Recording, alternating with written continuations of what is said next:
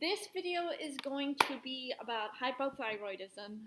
Going to include some facts, some symptoms.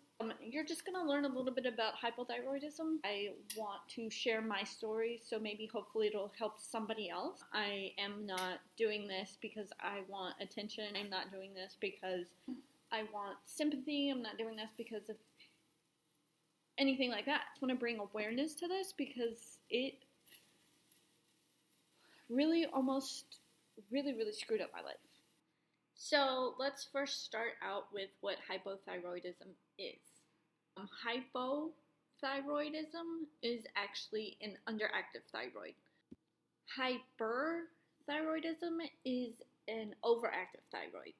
So hypothyroidism, your thyroid doesn't make enough hormones, and hyperthyroidism makes too much. I'm going to go ahead and start with some of the symptoms of hypothyroidism. The symptoms that it lists on Mayo Clinic is, at first you might start to gain weight. You might start to get really fatigued, and most people contribute that to getting older. And so most people, at first, don't even realize they have it. Some of the other symptoms include hoarseness in your voice, a puffy face, sensitivity to cold, constipation. Sometimes you might even have a heavy or irregular periods. You might have elevated blood cholesterol. You might also have dry skin. You might also have pain in your joints. You might have thinning hair. You might have a slow heart rate. You might have an impaired memory.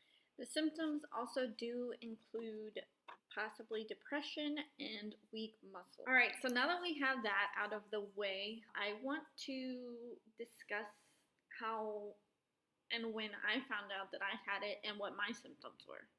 I'm going to go ahead and start from the very beginning of when I think it started. You might think that some of this information is not relevant, but when I think back on it, I think it played a big part in my body telling me, hey, something's wrong. Originally, I am from Texas. Me and my husband moved up to Wisconsin in February of 2021. Now, if for some reason you don't know, Texas is a very warm state. Wisconsin in that time period is a very cold state. So when I moved here, I did start getting kind of sad. I started getting very dry skin.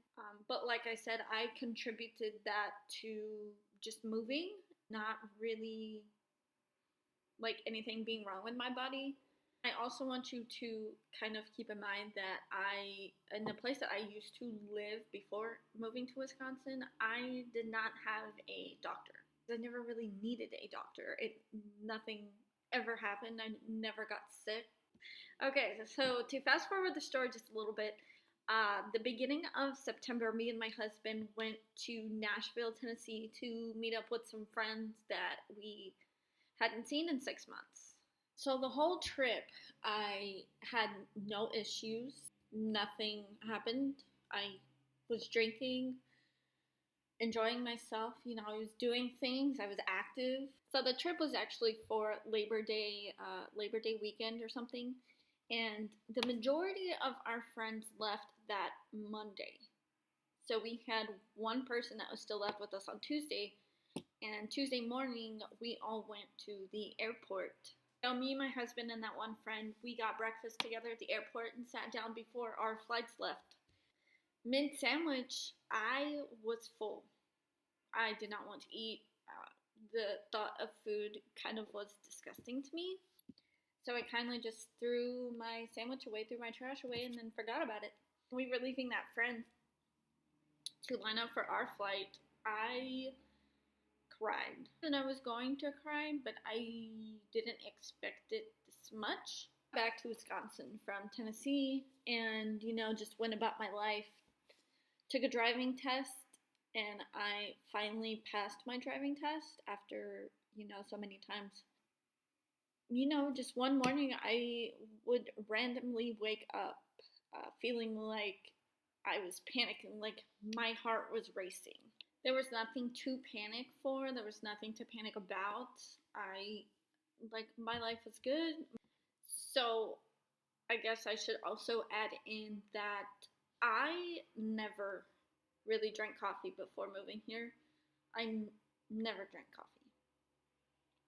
And then when I moved here, I started working at a local coffee shop and drinking coffee literally all day, every day, multiple times a day. So I just thought like me waking up in the morning and panicking was my like excess caffeine use or something. Like I didn't think it was anything. So now fast forward to like mid-September, late September, maybe early October. I was taking a nap one day and I got woken up by a text message or a phone call or something. I don't really remember, but my mother had a heart attack and she was in the hospital. So since moving here, I had been thinking about getting a doctor, but after that happened, I kind of told myself, I was like, if a person who has had no heart problems in their life, who was healthy for the most part, had a heart attack, I probably should go and find a doctor and get tested for anything and everything to see if there was anything wrong in my blood, my body, if I was having heart issues, if I was having high cholesterol, if there was anything that told me that I had cancer, I was going to get that. Literally every test possible. So during the time period that she had the heart attack and I was looking for a doctor, the symptoms kind of got a little bit worse. One day I was at work on lunch in my car talking to my mom on the phone and eating my shrimp spring rolls, and out of nowhere, so when I'm sitting in my car at lunch, I can see there's a street in front of me and I can see cars moving. And so I was watching the car move as normal, and all of a sudden, like it was literally in a split second that I got very dizzy. Everything kind of just started, when you like spin a lot and then you stand still and everything looks like it's spinning still? That's what everything felt like. Everything was spinning. I felt like I was going to pass out. I got really hot. I felt like I was going to throw up. After that day, I kind of had a very, very low appetite. I went from drinking 2 or 3 drinks a day to barely drinking half of a 12 ounce, so like maybe 6 ounces of something. I just did not want to eat anything. I didn't want to drink anything. And I knew something was wrong. I knew something was getting worse. I just didn't know what it was because I love eating. I eat all day, every day. But I knew something was getting worse. So I knew of a doctor that would come through the local coffee shop. So I finally made an appointment to go and visit him and possibly sign up for his practice and, finally have a doctor. End of October, so like the 29th or the 30th, to be quite exact, I went and I got tested. They took my blood, a couple vials of blood actually, and they sent it off for several different things. So November 2nd, my lab results came back. So my labs came back. The cholesterol was elevated, the LDL cholesterol was elevated, and lo and behold, my TSH levels were not where they were supposed to be. So normally, your thyroid levels are supposed to be at 0.45 and 4.5. So that's like normal range. Get ready for it. My levels were at 200. 200. Solid 200. Which the doctor said was odd because other than like the dizziness and not really wanting to eat and kind of panicking and not really sleeping, I was not constipated. My Muscles did hurt, but I figured it was from like COVID because I had COVID in January. Figured that some of the stuff was from, long hauling COVID. We retested the labs a couple of days later and the results came back the same. It's really odd talking about this. I haven't really talked about this to anybody except for my husband and a couple of other people. I know that this is going to help somebody, so I want to put it out there. After the labs came back, what they came back again for the second time, my doctor prescribed me levothyroxine, which is essentially a hormone replacement. At this point, had been taking levothyroxine for about 23 days. Thanksgiving Day, I ate Thanksgiving. I had a small bottle of wine. Oh, not a bottle. Small glass. Was around 3:10, 3:15-ish,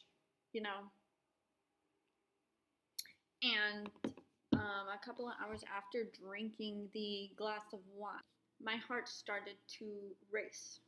Really, really, really, really race. Like never before. And so I knew that my heart was racing and I needed to get away from the people, so I went into my room and I laid down to see if I could calm down. Like there were a bunch of people over at the house, so like they were talking and I could hear them, but it felt like when they were talking, it wasn't echoing, but it was really, really loud and I could not concentrate on anything. Like the loud voices were scaring me and I felt like things were in my head. I felt like things were going to get worse. Like I was getting more and more scared for no absolute reason. There was no threat in the house. At the time, I felt very unsafe. But like there was nobody dangerous in the house. I'd been with these people before. It calms down just a little bit enough to where I'm able to go outside and like regain my focus for a little bit to tell them goodbye and tell them thank you for coming. And then after that, it was time for a shower and time to go to bed. Gather up all of our cats, close the door. I go to take a shower, and I am not lying to you when I say that in the shower, I've done it multiple times before. In the shower, it's such a small shower that there's really no walking space. So the shower head and then the wall. So I lean my head against the wall of the shower and I closed my eyes because I thought maybe it'll calm down, like the hot water will calm it down. Boy, was I wrong. That caused a massive, at the time I didn't know it, but that caused a massive panic attack to where I ripped open the shower curtain and I got out because I felt like I was going to pass out. I really felt like I was dying. But like things like I was scared. I was like, I had to get out, like I was gonna die. Felt like something was gonna happen to me. After the shower that night, I was up really, really late because I thought that I was having a heart attack. I was really scared because my mother had just had one and it really felt like when I was going to bed that something was not right. Could not go to sleep. I was not comfortable. I did not want to feel the covers. I didn't want to feel anything. I hated being hot. Like I was sensitive to the hot. I wanted to go out where it was like 10 degrees and I wanted to sit outside at freaking midnight. So after that, I think I went to work one day. I don't remember the day. Actually, I think I do. I think it's my phone. So it is in my phone. It was literally the day after Thanksgiving. That following, I think it was a Sunday. I went to work for 4 hours. I could not make it through the whole shift. Because when I got to work, so during this time, I could not stand still.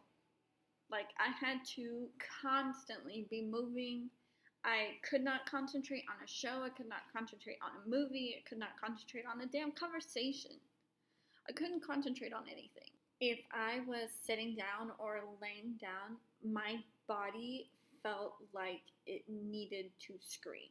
Like, it felt like I had to be moving. I had to be doing something. Like, I had to be go, go, go all the time, even at night. Um, the time felt like it was going really, really, really slow. I was supposed to go back to work on the 27th. The doctor wrote me a note to go back on the 27th of November. I unfortunately did not go back because I did not feel like I was in the correct mind space to go back. I just felt like for my mental health it was best not to go back because for whatever reason my place of employment was giving me a lot of anxiety, and I think it really was just like I was trying to keep myself together, that thinking about work was not, I was not able to give 100%. So the doctor actually gave me some like fast acting anxiety medication, which I'm not going to put the name out there because I don't want to. It I'm pretty sure you'll figure it out. But I take it and it calms me down and it puts me to sleep. So he said when he prescribed those, he said it was best not to be at work when I took them because within 15 minutes I would be asleep. This time, the symptoms got worse. It got to the point where I was scared to be alone. I did not want to be alone because I was afraid. Those were really tense, and the doctor described it to me as your fight or flight, basically. And you are in a scary situation, or when you're put in a scary situation, and you are faced with all this adrenaline, your fight or flight kicks in. And normally it goes away, but my body was like that 24/7. So I was not able to sleep during this time unless, I took one of those medicines. I did not sleep at night. I actually literally quit eating for a week. I lost a buttload of weight, but I put my job on pause for a month because I could not work. Could not even handle simply waking up and going through my day without freaking out and panicking for no reason. It got so bad at one point that I attempted to go to work because I thought maybe I was feeling better. But I went to work that one day and I called the doctor and I just started crying. I was like, I don't know what to do. Like, I feel like this and I feel like I'm crying and I don't know why. Doctor, he prescribed me an antidepressant, also a beta blocker because my heart rate was and still does get up there, but the physical symptoms aren't really there anymore. After that, my boss wanted a medical note stating that I was stable to come back to work. He did not know the entire time what was going on. I did not tell my boss what was going on. After a little bit I did because I felt like he deserved to know, but during the time where I flipped my mind and I was trying to get myself together, I really didn't talk to anybody about anything. Also, during that time period, I do want to add that I was very, very needy. I did always have to be with my husband, or I had to know that he was okay, and I had to check in with him like every 10 minutes or so. I don't know, but I was really needy, and I know that now, and it doesn't hurt my feelings now. He helped a lot during this process, and it does help if you have somebody to help you tremendously. Like, he knew when I was panicking. He did not get upset with me. He would draw me a bath. He would make me play classical music. He lit a candle. He would bring me food. He really did make sure that I was okay. And he checked up on me, and he wanted to know if I wanted anything, or if I needed anything, or if I was feeling okay, or if I was doing okay, or, random things throughout the day, because my boss would not let me go back to work until I had a doctor's note, and the doctor really wouldn't let me go back to work until he saw me. And let me stop you there, because I know that if you're watching this video and you kind of overanalyze things like I do sometimes, when I say was, I mean I am very grateful for him.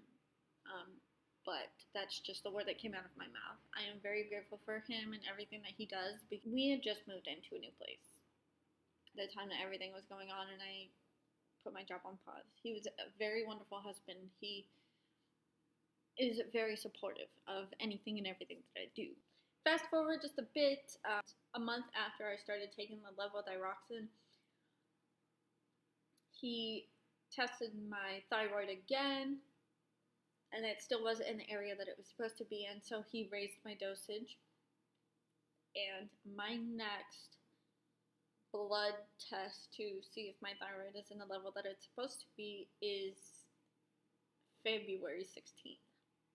I do want to add that now that it's kind of somewhat in the normal range, I do feel better than I did before, and it's freaking amazing how much that can change everything.